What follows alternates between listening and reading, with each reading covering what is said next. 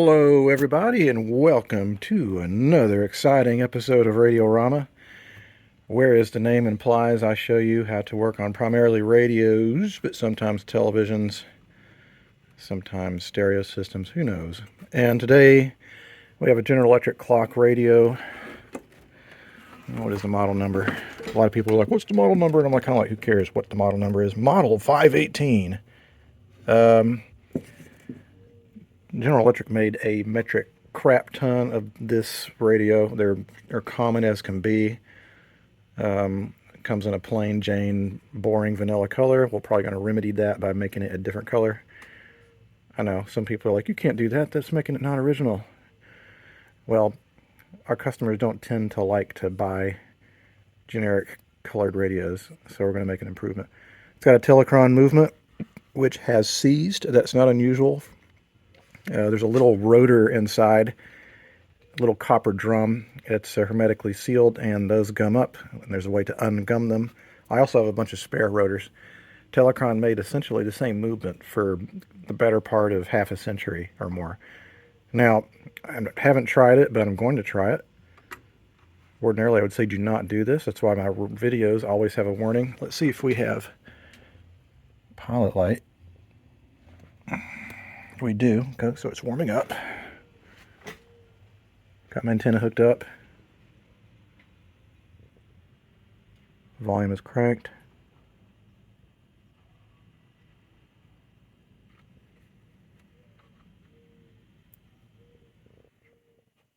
It's pretty quiet.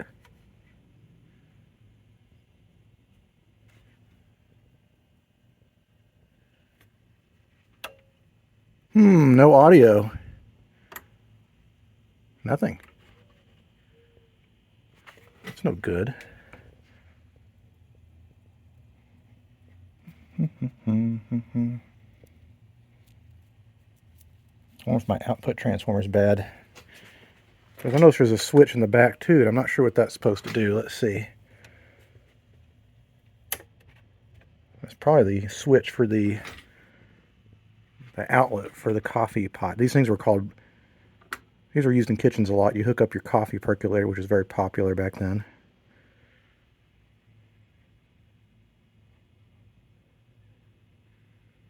I hear nothing. Okay, well, that's not very promising, but anyway, we'll have to see what's going on. Now, there's some jerry-rigged crap going on here. Someone's added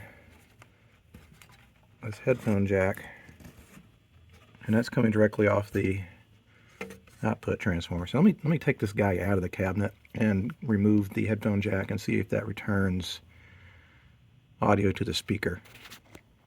Okay, well, I reattached the cables and fired it up again, and now I get no filament. So I think one of my tubes popped. It's probably either one of these two, the 50C5 or the 35W4.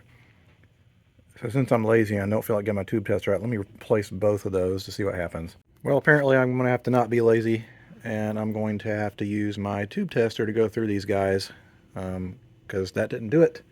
That's the stupid way of doing it. So now I'm going to do it the smart way, which is using my instrument. And by the way, this is my favorite tube tester. I've had a lot over the years, but this is essentially a military-grade Hickok TV7. I don't believe that Hickok made this. They made this, Echo Electronics made this under license from Hickok, and they're very good. They have the mica-infused sockets as well as ceramic sockets. I have socket savers in all of these, and what that does is it allows you to wear the socket saver out first before wearing out the one in the machine. So I'm testing the 35W4, which is the rectifier. And what is the parameters for that? 35W4 minimum value for emission is 40 on the scale. It's measuring almost 60, so it's very good. It has no shorts. If there had been a short, the neon bulb would have stayed lit. So 35W4 is fine. I'm going to go through all of the 35W4s because I brought out a few spares. make sure and throw out the bad ones, because that's a habit I've gotten into. It's really not good, which is I'll have a bunch of tubes on my workbench, and then I'll test them, and then there'll be that one that's bad, and when I clean up, I forget to throw it away. And so I wind up having a bunch of dud tubes in my supply, which confuses me. Make my point here. This General Electric tube looks very pretty and shiny. It doesn't have any dark spots on the sides indicating lots of use, but it is bad. You see that? Nothing. So bye-bye tube. Go in the garbage. So I'll go down the line, test all these tubes, and so that's probably why the set wasn't working, but I'm going to go through all of them.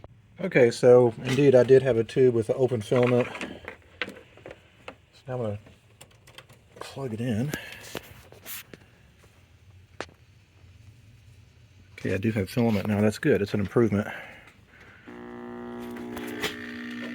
Okay, filter caps are bad, but good news is we now have audio coming out of the speaker, so the transformer is fine, speaker's fine, output stage is fine, but our filter caps are not fine. They need to be replaced. So I'm going to replace those to see if the radio works. It's a nice warm day today, so it's a good day for painting. This set has a crack in the case too, I just found, so I need to repair that. All the more better reason to paint it, because it'll obscure the crack.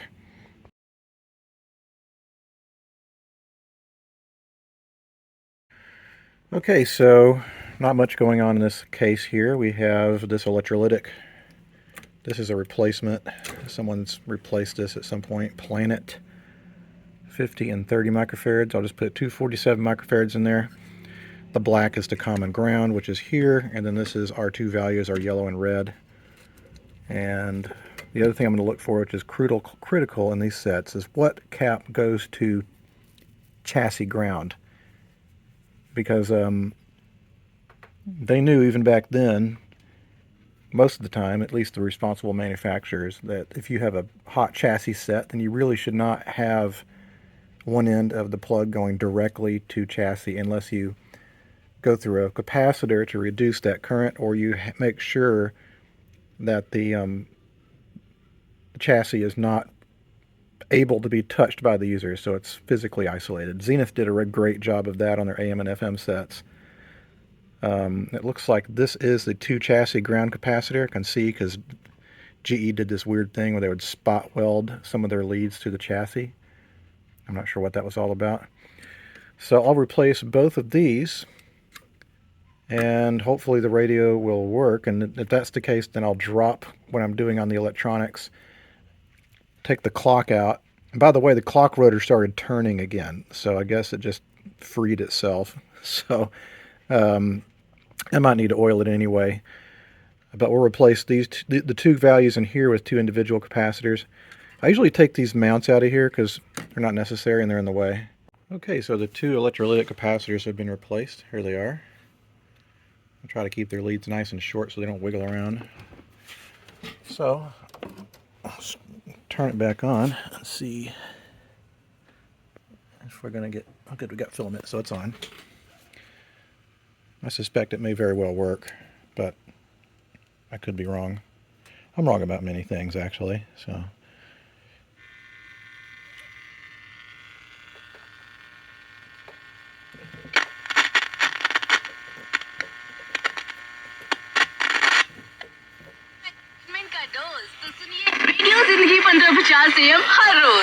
Alright, so the volume pot's really dirty, but it does work. So I'm going to put a pause in the electronic restoration because we don't have the dreaded silver mica disease, and there's only like a handful of caps to replace, and then it'll be done. And I want to take good advantage of the warm sunshine that we have right now and the amount of day time I have left. And I'm going to clean up the cabinet and paint it some color. Spray paint's gotten very expensive, so I'm going to try to use up what I have left. I have a whole bunch of stuff from last year because I generally have to stop painting radios in the winter because it's too cold and the paint doesn't set up properly. Okay, first things first is that you have to remove the clock on these, and these clocks come out through the front, which makes it a pain. What you have to do is snip the clock wires.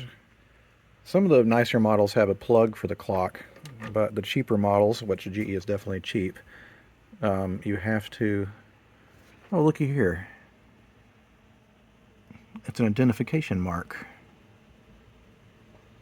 8360, 1960. Interesting. Anyway, there's three little nuts here, little stamped steel nuts, and you take those off, and then that back cover comes off, and you push the clock forward. And what you also have to do is make sure and set your sleep timer in so it pushes in, that doesn't get stuck on that rim when you pull it out. Alright, so I cleaned the crap out of the radio. I used a simple green, and then I'll finally follow up with rubbing alcohol. You want to get the surface super clean. Most modern spray paints will adhere to plastic, but what I'm going to do before I do anything is repair this crack here. See, the entire bottom's coming off. I'm just going to use some super glue, and that should set really nicely. It's a good clean crack, and it doesn't really show either because it's the bottom. Alright, now it's time to paint. First, what I like to happen is the radio to sit in the sun for a while and to get the surface to warm up a little bit. And then what I also do is I set the spray paint in a container of hot water for about 5 minutes. That just makes the paint flow a lot better. I think it also makes it dry quicker. Alright, so ready to start spraying. What I tend to do is use broad sweeping strokes, and you don't want to like stop on the piece. That's why you go a little bit beyond the piece, just like this. See? Broad sweeping motions. And I tend to lay it on pretty darn thick. I feel like red goes really well on white radios for some reason. Anyway, you get the idea. I'm going to do the whole thing like that. Alright, so the paint went on pretty well. Nice and even. I think what I am going to do is buff it out once it gets fully cured, which is probably going to be about 3 or 4 days. In the meantime, I'm going to go back in and start basically restart recapping the set. My wife is blasting the music in there right now, so I'm going to have to yell over it in just a minute. Okay, so now I need to replace the rest of the capacitors. We have this one, this one, this one, and this one. This is the most important one. It goes to chassis ground, so we're going to replace it with an X2 Y2 rated across the line cap at 0.01 rated microfarads. And then we have 2.047 rated caps here and here. So we'll replace those three, and then we'll replace this last one that goes off to the output tube. Alright, so we got almost all the caps replaced. Here is our 2 chassis capacitor. That's going to reduce the amount of current that's going to get to this, so that if someone were to touch it, they're not going to get jolted. Get a little bit of a tingle maybe, but you're not going to get thrown across the room by any means. We've got one more to replace here. I'm not sure what its value is, and if you're new to this, almost always, especially in American sets, the values are written on the capacitor itself. There's some folks out there who are like, I can't work on it. I don't have a schematic. It's like if you've worked on one AA5, you worked on them all. They are almost all identical as far as design goes. So, truth be known, I found out something kind of interesting. I think maybe it was actually watching another antique radio restoration video. I haven't checked my manual actually, but I was told that in the back of these has all of the generic circuits that RCA came up with. Yep. So you see, the thing is that RCA basically owned all the patents. And so everyone was licensing their designs, including generic AA5 designs. And so if you look in the back of those books, usually it's the vintage RCA receiving tube manuals, you'll see enough of a schematic for a typical AA5 to kind of get through it, because it's a simple yet, in my opinion, ingenious design, and everybody used it because it was cost effective and the radio worked. I've had some comments from, for example, people in Europe. They were like, those sets are so basic, I don't see how they work, but they do. Anyway, I'm going to replace this one last cap, clean the volume pot here, and then we'll do a test fire and make sure we're still working. Alright, so all the capacitors are replaced, and now I'm going to clean the volume control. I just realized I'm out of my usual stuff. I either use Deoxit or WD-40. which I know a lot of people say, don't do that. You shouldn't use WD-40, but I use it all the time. It's fine. What I've got left is Electroclean. Get a feeling this is not for fine quality electronics, but there we go. Work that back and forth. And since I have the clock removed, I'm going to have to run a jumper cable to turn this back on. But anyway, let me test fire to make sure it still works. Alright, so I got my little jumper cable sitting there, and so let's turn it on its side so I can tune it. Let's plug it in.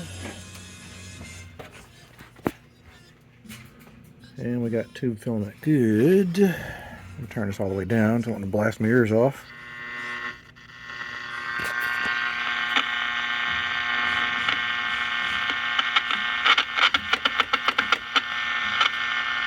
Interesting.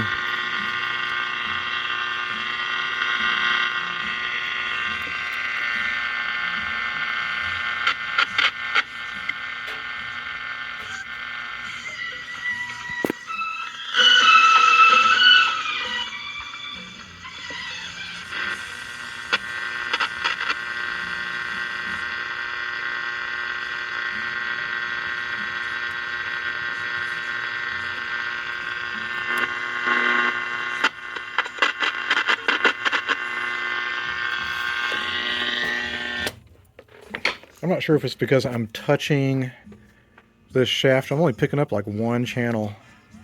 That's not good. Could be this thing's way out of alignment. Don't know. Either that or maybe this... One of my cables is not good. I know, and I keep on putting it back up there. Let me change the cable out.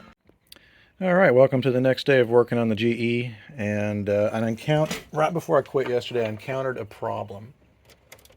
Which is, even though the set now comes on, I'm basically getting... The set is basically deaf. I pick up one station, the one strong Indian station, and that's no good.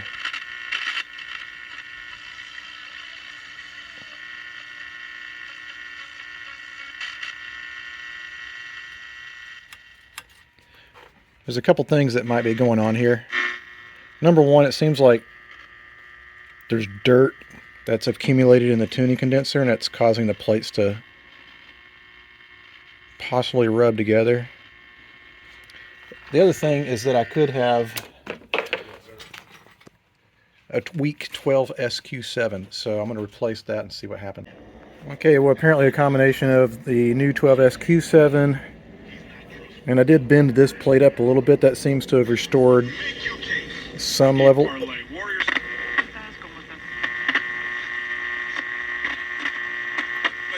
Goes over 20 minutes.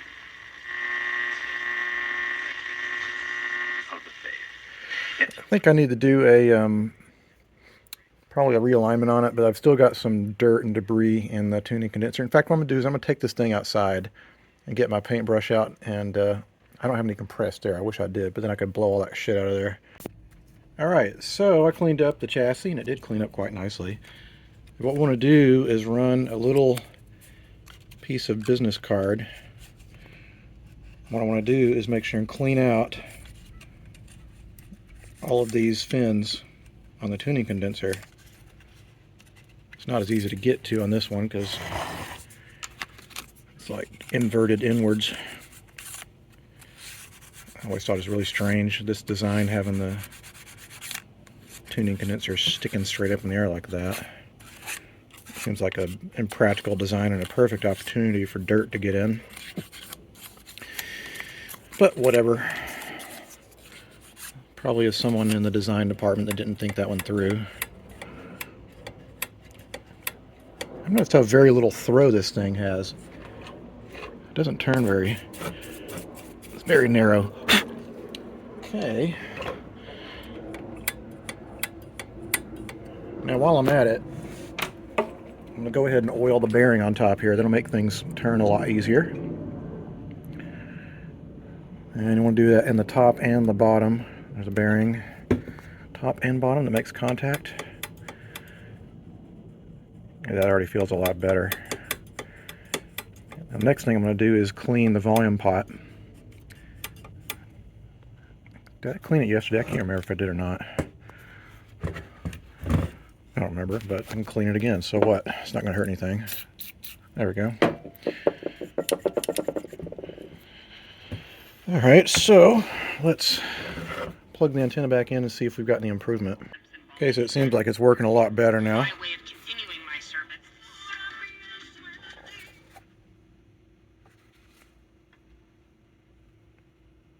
I said that and I just lost power completely. What if my little alligator clip came loose underneath? There we go. It came loose. Today's message on In Touch. The Eagles knew it was coming.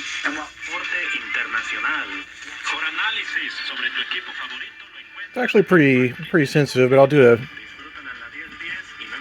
check the alignment.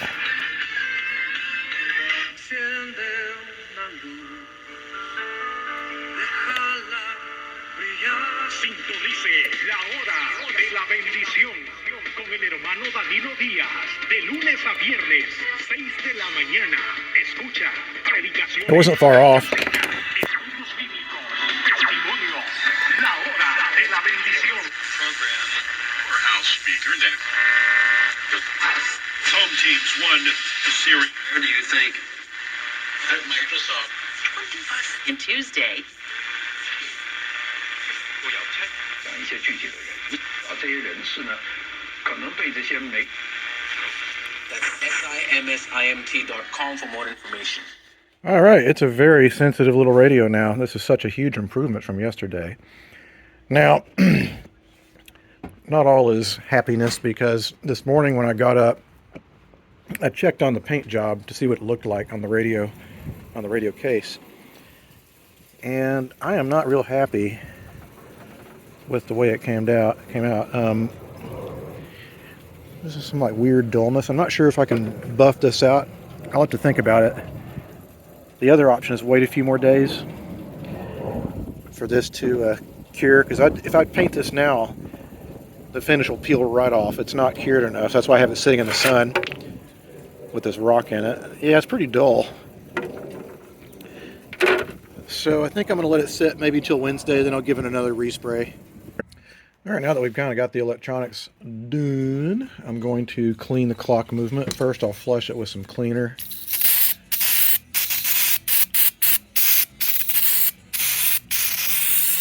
Flushed it all out of there.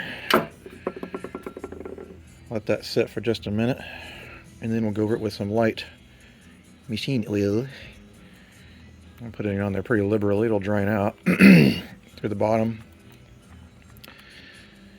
And then it should make the clock run a lot more cleanly. There's not much to these clocks. They're pretty basic. It's amazing they work as well as they do.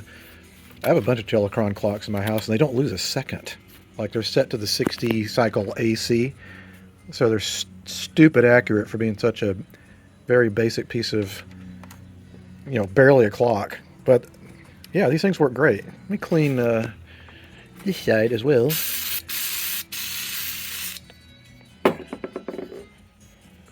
And oil this side. There we go. You know, I started putting paper towels underneath things when I do this, because I was realizing I was soaking my wooden workbench with oil, thinking, you know, all I'm going to need is drop the soldering iron on it, and cause the whole thing to erupt in flames. Okay, the next thing I want to do is add the oh-so-famous audio input feature. And that usually almost always entails finding a way to put a switch in for the AM signal. And we want to take the lead off of the top of the volume pot. The only problem is there's a lot of things going to the top of the volume pot. We have the capacitor, a resistor, and then a lead. And it looks like there's several leads that go to the IF transformers. Did I just lose my signal again? Or did this station go dead? Are you kidding me? It's like totally lost radio. Such a weird, bizarre set. Let me flip it up. Maybe one of the tube sockets is wiggled loose. Just lost audio. Completely and totally lost audio. No buzz. Nothing. Okay, interesting. I might have lost my output transformer just now, which is interesting as it happened midstream while we started restoring this thing. Oh, I just got my ears blasted off. Basically, I think there's a cold solder joint on one of the speaker connections. So now Ivy, I just repeated what she said, Ivy. Now audio is restored. Let me flip it over and I'll get ready to do what I was about to do before it died. Alright, so what I'm going to do is start clipping leads. Let's see, what can I get to easiest? Let me get this, oops, get this lead out of the way.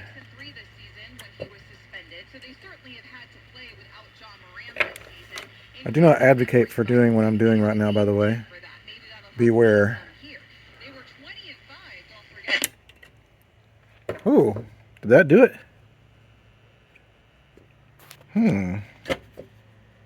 It did. Lucky guess there. Had 3 chances. So it looks like this one white cable going to this IF transformer will do it. That means we can put a switch between those two so that when someone wants to listen to the radio, they can flip a little switch in the back. If they want to listen to their audio, they flip the switch the other way. So let me get out the components that I'll need in order to make this happen. Alright, so I'm going to run audio through a 3.5 millimeter cord, through an isolation transformer, and through some resistors and a capacitor. I'm going to run a little switch wire in the back to turn the radio signal on and off. First thing I'm going to do is I'm going to drill a hole through the chassis and put a rubber grommet in, because we need to have a means to have the cord go in. Switch wire can come out like through here. It's tiny ass little wire. It has like no voltage on it. I'm going to drill using my new set of, I'm very happy with these. These are Norseman drill bits made in, I think, Minnesota or something like that. But they're very good. They're a little spendy, but you know what? I use them a lot. What I want to do is drill through here and make sure I don't drill through any of that wire. That'd be very bad. So I think what I'll do is I'll probably drill it to that far corner right here. I'm not going to film myself drilling because obviously it's stupid, but that's what I'm going to do next. Okay, so now the audio input device is installed. We have our isolation transformer, and all that really is, it's not fancy, it's just the equivalent of a wall wart, like 120 volts in and then 6 volts out. Primary, which is the 120 volt side, goes towards the volume pot, and then the secondary is where your incoming audio line comes in. And then we want to put our right and left channels together through a pair of 33 ohm resistors, and of course the grounded side goes to the negative. And then we have on the going to the top of the volume pot, we have a 270K resistor and a 0.05 rated cap. Voltage is very, very low here. And then the other side goes to the bottom of the pot. We have our switch wire running up through the set and coming out. It'll eventually come out the back with a switch. And I'm running a Bluetooth receiver through this. And it was working just a second ago. That's fascinating. Does that possibly mean I have intermittent problems? Or maybe my Bluetooth has died. I don't know. I'll have to check it out. Okay, I think I found out what the problem was. The rectifier tube in it, what was happening was that it warmed up enough. I think something was expanding inside and causing it to short. I'm not sure if that exactly was the problem. I put another rectifier in there. It's been running for about 5 minutes, so I'm going to let it run for a little bit longer. Huh, just lost it again. Never mind, that was someone sending me a text on my phone. Alright, I'm going to let it run for a while. Last thing I want is something weird and intermittent, so where someone using it for like 10-15 minutes and like it quits. That would suck. So I need to make sure this fixed it. Alright, welcome back to day 2 of the GE. And I have to admit, this is actually, I started on this radio maybe about 4 or 5 days ago, and the first spray paint job did not turn out the way I wanted it to. It's not as shiny as I want. And what I've learned from doing this a lot is that you oftentimes, if you don't want the spray paint to crinkle up, you need to let the set, basically sit in the sun for at least 3 or 4 days, and that hardens up the finish. Because if you try to spray paint it like the next day or even 48 hours later, the solvents in the spray paint will essentially dissolve and soften up the first layer, and you'll get a nasty crinkling effect. And sometimes I still screw up. In fact, I could screw up today. I don't know. But I'm going to use a follow-up with Rust-Oleum Gloss Apple Red. I think I just have just enough in here to do that. All I want to do is get a glossy finish on this. Okay, so that is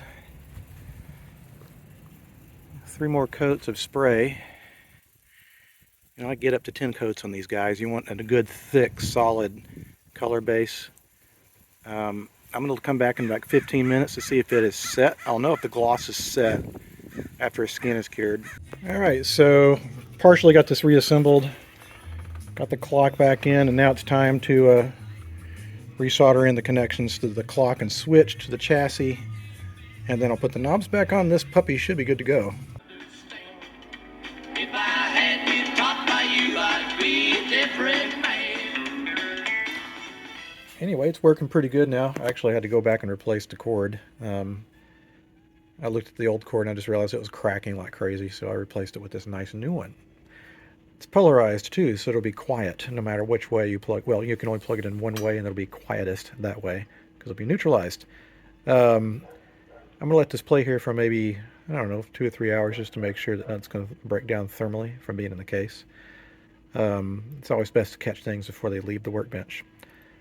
Anyhow, it's been a little slow because it's taken me a while. I've got several sets that I'm painting, and it takes days to do the paint jobs, so I can't crack these out as fast. Bunch of new projects coming in down the line.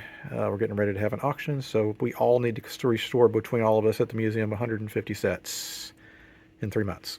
So we'll see. Anyway, till the next time a radio or some other device comes across my workbench, I'll see you guys in next time. Adios.